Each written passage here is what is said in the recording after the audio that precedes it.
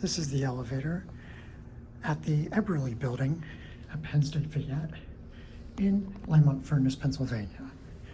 I'm not sure what this was originally, but it got a typical Penn State heavy modernization with Innovation Bruiser led by Marshall. It has an alarm fan. Yeah, this is, there's a G1 to 3 to 4 folks. Got the 3. There you go. A very similar mod to the one building at the Shenango Valley campus. Done around the same time too. Might be.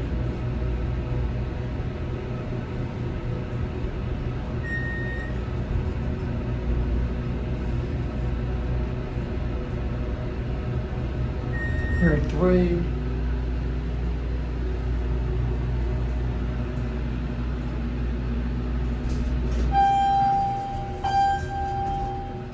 Back down to the ground. It's dark up here. Certificate. This Penn State campus does not put certificates in the elevator, but it's in the Williams building.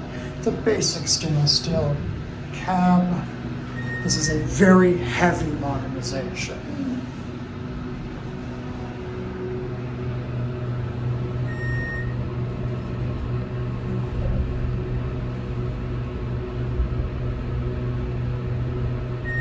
Go back to ground.